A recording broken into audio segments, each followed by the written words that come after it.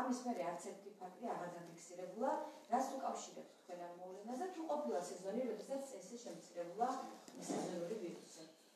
ბოლო ნაწილი დავიწყებ თქვენი კითხვით, რა თქმა უნდა არ ყოფილა, ეს არის სრულიად გამორჩეული შემთხვევა, უნიკალური წელი, ჩვენ ესე ვთვლით სეზონს 2020-2021 წლის სეზონი, დღემდე მიმდინარეობს ერთეული შემთხვევებით გრიპის ვირუსის, ისიც B ტიპის გრიპის ვირუსი. შესაბამისად ეს მართლაც არ ყოფილა ესეთი შემთხვევა და არ არის საქართველოს გამონაკლისი, მსოფლიოს ყველა ქვეყანაში ფიქსირდება მსგავსი ტენდენცია.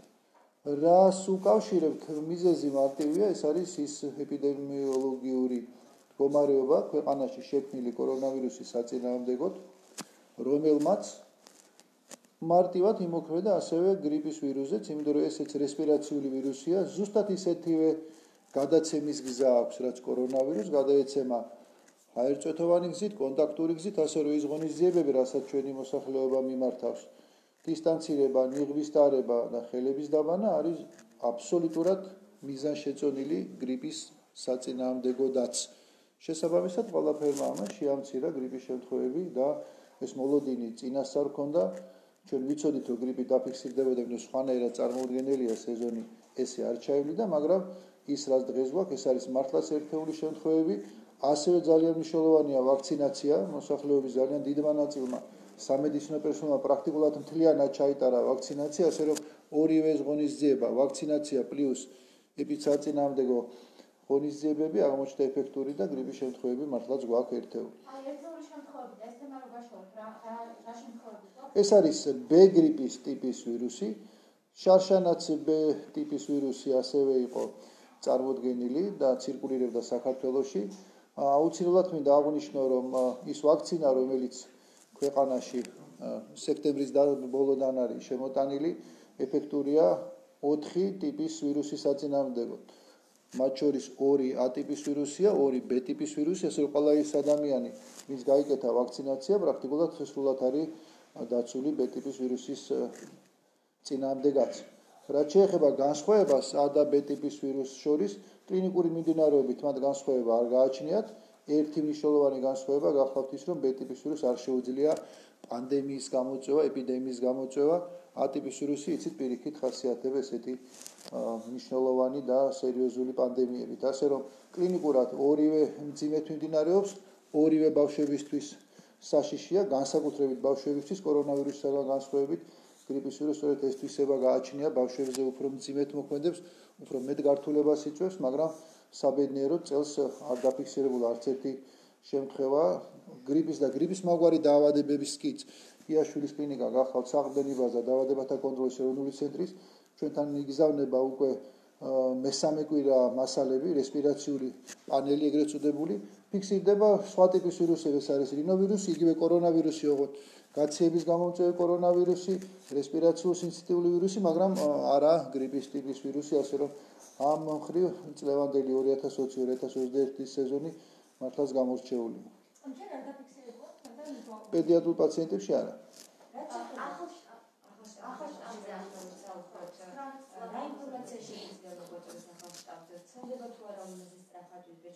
კი ბატონო. თუ არსებობს ასევე რაიმე განმასხვავებელი ჩვეულებრივი კორონავირუსსა და ამ ახალი შტამის. კი ბატონო. ასევე 19 წლამდე მოძებნებში ვითარდება ძირითადად ეს ვირუსი და ბავშვებში. არა, ალბათ არ მგონია რომ სწორი. ყოველ შემთხვევაში ისაც ჩვენთვის მნიშვნელოვანი, ეს არის ვირუსის მუტაცია, რომელიც რატომღაც ეხლა გახდა ესეთი უფრო მეტად აქტუალური, თუმცა ვირუსის მუტაცია, კორონავირუსის მუტაცია ფიქსირდება უკვე მას შემდეგ, რაც ვირუსი ჩინეთის საზღვრებს გაცდა. ის ვირუსი, რომელიც ეხლა ცირკულირებს, სრულიად განსხვავებულია ვირუსისაგან, რაც ცირკულირებდა ჩინეთში ნოემბრისა და დეკემბრის პერიოდში. პირველი მუტაცია კორონავირუსის დაფიქსირდა ევროპაში თებერვლის თვეში, ეს არის ეგრეთ წოდებული 614 მუტაცია, რომელიც ზაფხულში ამერიკის შეერთებულ შტატებშიც გამოჩნდა და გამოიწვია კორონავირუსის შემთხვევების მატება. ჰიუსტონის შტატი ქალაქი ერთ-ერთი მაგალითი ამისი, სადაც შემთხვევების მატების მიზეზი სწორედ მუტირებული კორონავირუსი აღმოჩნდა. ეს ერთი პირველი მუტაცია, ზოგადად კორონავირუსი ერთჯაჭვიანი RNA ვირუსია, რომელსაც აქვს ძალიან გამოხატული მიდრეკილება მუტაციისადმი. დღეისათვის დაფიქსირებულია სადაც 1200-ზე მეტი მუტაცია კორონავირუსის.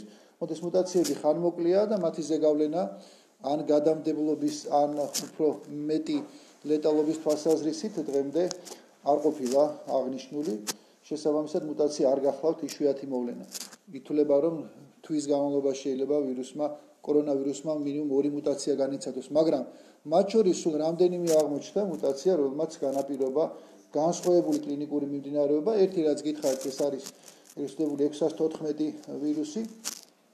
მეორე, რომელიც ახლა ყველას აღელვებს, ეს არის ბრიტანული ვირუსი, ეგრესტებული 117 ტიპის ვირუსი, რომელსაც ჩვენ სექტემბრის თვიდან ვაფიქსირებთ დიდ ბრიტანეთში და დაავადებათა კონტროლის ატლანტის ცენტრი სწორედ აი ამ მონაცემებს უსვამს ხაზს, რომ ეს არ არის დეკემბერში აღმოჩენილი. ეს ვირუსი გაცილებით ადრე ცირკულირებდა დიდ ბრიტანეთში, უბრალოდ დეკემბერში გამოიწვია უფრო მეტი შემთხვევა ვირუსების და ეხლა დიდ ბრიტანეთში შემთხვევების აბსოლუტური უმრავლესობა გამოწვეულია სწორედ აი ახალი მუტირებული ვირუსი. გარდა ამისა, ასევე ცნობილია და ძალიან აქტიურად შეისწავლება სამხრეთ აფრიკაში ვირუსის ახალი მუტაცია და ასევე აფრიკის კიდევ ერთი ქვეყანა ნიგერია, სადაც ასევე დაფიქსირებულია მნიშვნელოვანი მუტაცია. ანუ დღეისათვის საერთო ჯამში 4 მუტაცია არის კორონავირუსის ცნობილი, რომელმაც გამოიწვია გარკვეული ცვლილება, მაგრამ ყველა ეს ცვლილება ძირითადად ეხება გადამდებლობას. ბრიტანულ ვირუსთან დაკავშირებით არის სხვადასხვა მოსაზრება, 40-დან 70%-მდე საზღვრებში უფრო მეტად გადამდებია, ვიდრე ჩვეულებრივი კორონავირუსი და ამ შემთხვევაში ფაქტი, როდესაც მუტაცია ხდება, ძირითადად 3 თვალსაზრისით არის მნიშვნელოვანი. გახადა თუ არა მუტაცია ვირუსი უფრო მეტად გადამდები, გახადა თუ არა მუტაცია ვირუსი უფრო მეტად საშიში და იწვევს თუ არა უფრო მეტად ლეტალურ შემთხვევებს, გახდა თუ არა უფრო მეტად მძიმე მიმდინარეობა და ბოლო პერიოდის ასევე ერთი მნიშვნელოვანი ფაქტიდან, რაც ვაქცინაც ეხება, არის თუ არა ეს კორონავირუსის მუტაცია ის ტიპი, რომელზეც ვაქცინა იმუშავებს. დღეისათვის ჩატარებული კვლევებით, მაგრამ ხაზი მინდა გაუსვა, ძალიან ცოტა დრო არის გასული, რაც აი ამ მუტაციებს აქტიურად სწავლობენ, სულ რამდენიმე კვირა. შესაბამისად, მათ შესახებ ბევრი ინფორმაცია არ არის, მაგრამ ორი რაც მნიშვნელოვანია, დიახ, უფრო მეტად გადამდებია, მაგრამ ფაქტი, რომ ის არის უფრო მეტად მძიმე მიმდინარეობის განმაპირობებელი, ჯერჯერობით არ ფიქსირდება.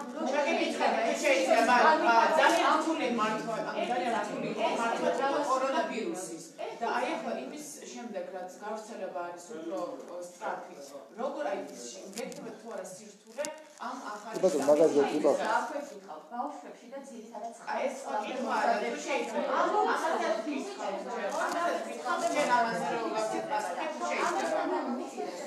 მე გავაგზელებ მაინც, იმიტომ რომ იქ ძიმე იყო დანაწეტილი არ დამისვა. ყველაზე დიახ აუცილებლად. ყველაზე მნიშვნელოვანი გახლავთ ფაქტი, რომ შეიძლება თუ არა ვირუსის მუტაცია ბრიტანულ შტამზე ვილაპარაკოთ, ძირითადად გახდეს უფრო მეტად დატვირთვის მქონე ჯანდაცვის სისტემაზე. აქ არის ორი მოსაზრება და გავიმეორებ, ძალიან ცოტა დრო არის გასული და ამიტომ ერთი ჩამოყალიბებული აზრი არ არის. პირველი, თუ ეს ვირუსი უფრო მეტად გადამდებია, მეორე მხარეა მნიშვნელოვანი ამ ვირუსის მიერ გამოწვეული დაავადება რა სიმძიმის არის. თუ ეს მიმდინარეობს როგორც გაციების გამომწვევი ვირუსი და კლინიკური ნიშნები არის მხოლოდ გაციება, ეს პირიქით ითვლება, რომ არის ძალიან კარგი, ვინაიდან ძალიან ბევრი ადამიანი გახდება ავად, მაგრამ ყველა გახდება მსუბუქი ფორმით, გაციების ფორმით და ბევრი ადამიანის მსუბუქი ფორმით ავად გახდომა ძალიან მნიშვნელოვანია ეგრეთ წოდებული პოპულაციური იმუნიტეტის შექმნის თვალსაზრისით, იმიტომ რომ ამ ადამიანებს ექნებათ უკვე ანტისხეულები გამომუშავებული კორონავირუსის მიმართ, ისინი ავად არ გახდებიან და შესაბამისად ეს არის ერთ-ერთი კარგი სცენარი ამ ახალ შტამთან დაკავშირებით. თუ ისი მიმდინარეობა იქნება ისეთივე სახის, როგორც არის მეორე ვარიანტი. კორონავირუსი გადატანილი, თუ შეიძლება რომ დაინფიცირდნენ კორონავირუსის შტამით და კი ბატონო. რთულად განვითარდება. მაგაზე პირდაპირ ციფრი შევიდია, გითხრათ. ეს არის ხელმეორე ინფიცირებაზე დასვი თქვენ კითხვა.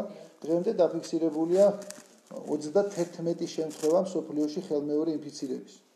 თუ შეადარებთ 86 მილიონში ეს 31 შემთხვევა, შეგიძლიათ ჩათვალოთ, რომ ეს არის საერთოდ არა დამახასიათებელი და არატიპიური. შესაბამისად, კორონავირუსის ხელმეორე ინფიცირების შემთხვევა არ განიხილება როგორც ამ ვირუსისთვის დამახასიათებელი. განმავლობაში აფარებთ სასუნთქი აპარატები და ასევე ადგილები ინფექციურ საავადმყოფოში.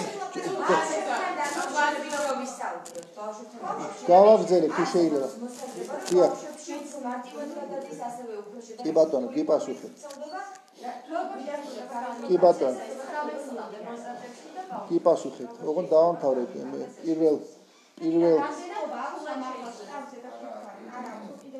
კი ბატონო, პირველ განმასხვავებელ თვისებას თუ ეს ვირუსი გახდა უფრო მეტად გადამდები, შეიძლება იყოს თუ არა უფრო მეტი რისკი და უფრო მეტი საშიშროება ჯანდაცვის სისტემაზე. შეიძლება, იმიტომ რომ ვირუსის უფრო მეტად გადამდებლობა თუ მისი მიმდინარეობა ისეთივე იქნება, როგორც ჩვეულებრივი, ასე ვთქვათ, კლასიკური კორონავირუსის, გამოიწვევს უფრო მეტი საწოლების აუცილებლობას, შესაბამისად უფრო მეტი მძიმე შემთხვევების და შესაბამისად უფრო მეტი ლეტალური შემთხვევების რისკსაც. ამიტომ აი ეს მეორე სცენარი გაცილებით უფრო რთულია, გაცილებით უფრო ცუდია და დღეისათვის არსებული ინფორმაცია არ მიუთითებს ამ პირველი ან მეორე სცენარის უპირატესობაზე. ჯერჯერობით არის მოლოდინი იმისა, რომ ეს ნამდვილად არის უფრო მეტად გადამდები, მაგრამ უფრო მეტად გადამდებლობა შეიძლება თუ არა გამოიხატოს შემდეგ უფრო მეტ ლეტალობის მაჩვენებელში და უფრო მეტ ჰოსპიტალიზაციაში.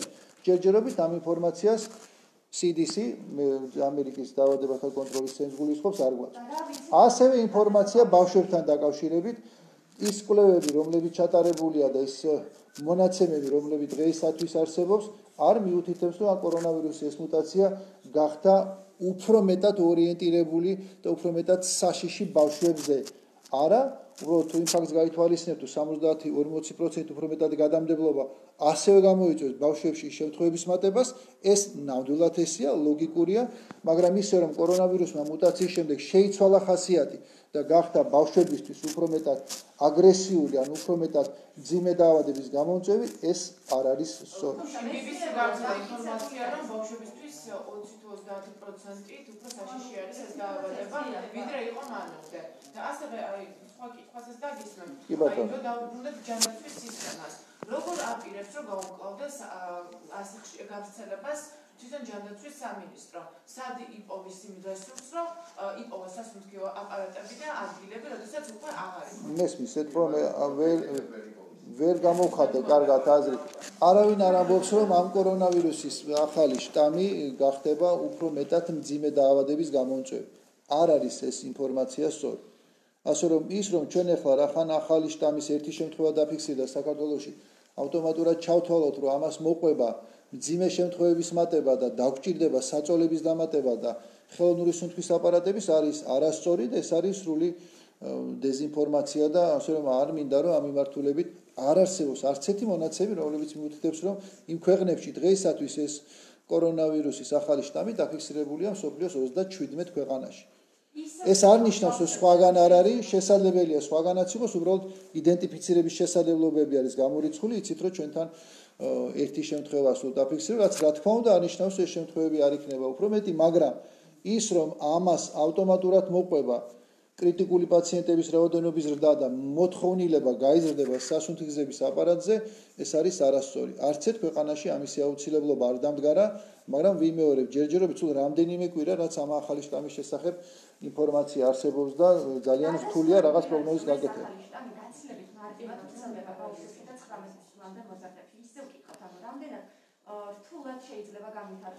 კი ბატონო. კიდევ ერთხელ გავიმეორებ. კი ბატონო, ეს ძალიან მნიშვნელოვანი კითხვაა პედიატრიული თვალსაზრისით ბავშვებთან დაკავშირებით, იცით, იმიტომ რომ ჩვენ ბავშვებში ვაქცინაციას არ გეგმავთ და ბავშვებისთვის ვაქცინა ჯერჯერობით ხელმისაწვდომი არ იქნება, ვინაიდან კვლევები რაც ჩატარებულია, მხოლოდ არის ჩატარებული მოზრდილებზე, ასე რომ თუ ჩვენ იმედი გვაქვს, რომ ვაქცინაცია შეამცირებს მოზრდილებში კორონავირუსის შემთხვევების რაოდენობას, ანალოგიური იმედი ბავშვებში არ აქვს. რაც შეეხება ახალი შტამის კავშირს, რომ შესაძლებელია ეს შტამი გახდეს უფრო მეტად მძიმე დაავადების გამომწვევი ბავშვებში და შესაბამისად შეიცვალოს მისი ძირითადი მახასიათებელი. ეს არის კორონავირუსის ერთ-ერთი მთავარი განსხვავება სხვა ტიპის ვირუსებისაგან, გრიპთან დაკავშირებით გითხარით და ჩვენ ყოველთვის გრიპს ვადარებთ. არ ნიშნავს ის, რომ მუტირებული შტამი გახდა ბავშვებისთვის გაცილებით უფრო მძიმე დაავადების გამომწვევი. არ არის ეს ფაქტი არსად დაფიქსირებული და ეს არ არის სწორი ინფორმაცია. უფრო მეტ გადამდებლობასთან დაკავშირებით გიდასტურებ, დიახ, ეს ესეა, იმიტომ რომ კორონავირუსის გადამდებლობის ზრდა 40-დან 70%-მდე არ ეხება მხოლოდ მოზრდილებს, ეს ეხება ყველა ადამიანს, რომელსაც შეიძლება კონტაქტი ჰქონდეს ახალი ტიპის ვირუსთან. ასე რომ დიახ, უფრო მეტი შემთხვევები იქნება, მაგრამ არ არის ეს შემთხვევები ასოცირებული მძიმე მიმდინარეობასთან, არც მოზრდილებში, არც ბავშვებში. თუკი გადამდებლობა უფრო მაღალია ამ ახალი შტამის, პრევენციული ღონისძიებები უფრო მეტად უნდა გატარდეს. დიახ, ძალიან კარგი კითხვაა. დიახ, აუცილებლად მინდა აი ამ კითხვაზე პასუხი გავცე, იმიტომ რომ ნებისმიერი ინფორმაცია, რომელსაც თქვენ ნახავთ, საბოლოო ჯამში სწორედ ამას უბრუნდება, იქნება თუ არა სტანდარტული პრევენციული ღონისძიებები, ასევე მნიშვნელოვანი და ეფექტური ამ ახალი შტამის საწინააღმდეგოდაც.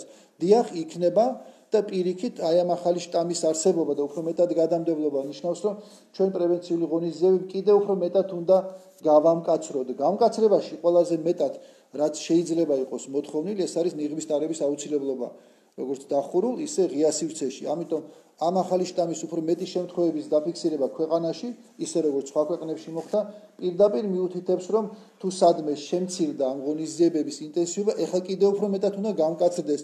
ასე თუ ჩვენ შევინარჩუნებთ აი ამ წესებს, თუ ჩვენ გავზრდით ნიღბის ტარების მაჩვენებელს და ეს იქნება მართლაც იმ ფარგლებში 80-90% ჩათვალეთ, რომ საერთოდ არანაირი მნიშვნელობა არ აქვს მუტაციას, იმიტომ რომ თქვენ ამ ხრივ იქნებით სრულად დაცული. და კიდევ ერთი მინდა დავამატო, ჩვენ იცით, რომ ველოდებით სადღაც ყველაზე კარგ შემთხვევაში პირველი კვარტლის ბოლოს 700,000 ადამიანის ვაქცინაცია საქართველოში. 1,400,000 დოზა ვაქცინა, რომელიც უნდა შემოვიდეს მომდენო კვირეების განმავლობაში, უკვე შეიძლება ესე ითქვას.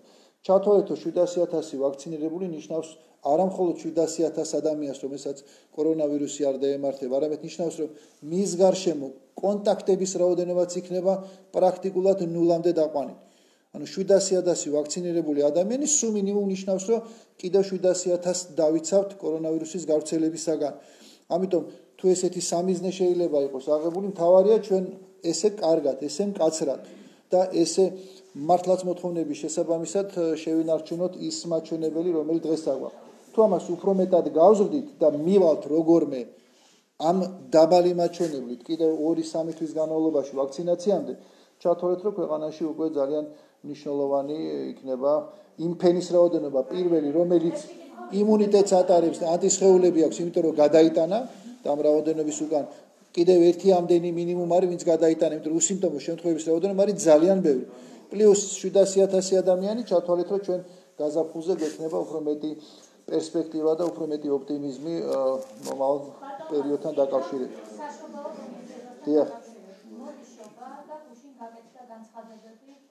მათ შორის თქვენი კოლეგების მხრიდან, ილოცეთ საფრიდან. აი საშუალოდ რა რისკებს ხედავთ? თქვენ და როგორი იქნება თქვენი რეკომენდაცია? ყველას გახსოვთ ალბათ აღდგომასთან დაკავშირებით რა მდგომარეობა იყო ქვეყანაში და როგორ დიდი როლი ითამაშა აი ამ ღონისძიებების ზედმიწევნით დაცვა. რა თქმა უნდა, დარჩით სახლში, რა თქმა უნდა, საზოგადოებრივი თავშეყრის ადგილებში და რა თქმა უნდა, ამ შემთხვევაში შობის დროს და აღდგომის დროს ერთი და იგივე ანალოგიური სიტუაცია, იმიტომ რომ ჩვენ აქ ვლაპარაკობთ ხალხის თავმოყრა დახურულ სივრცეში, ეს არის ეკლესია. ისიც კარგად გახსოვთ, თუ როგორ შევინარჩუნეთ მაშინ დისტანცია და როგორ იყო ეს ყველაფერი ორგანიზებული, ისე რომ არ მოყვა შემთხვევების მატება. ამიტომ დიახ, ილოცეთ სახლში ძალიან მნიშვნელოვანია, თუ იქნება ამისი მოთხოვნილება და ადამიანი წავა ეკლესიაში, რა თქმა უნდა, ეს 2 მეტრიანი დისტანცია და ნიღაბი იქნება ერთადერთი გარანტია იმისი, რომ არ გამოიწვევს ახლა შობის დღესასწაულის შემთხვევების მატებას. რისკი რა თქმა უნდა არსებობს, მაგრამ დისტანცირება და ნიღბის ტარება იქნება ერთადერთი გზა თავიდან ავიცილოთ შემთხვევების მატება, რაც შეიძლება დაუკავშირდეს აი ამ რელიგიურ დღესასწაულს.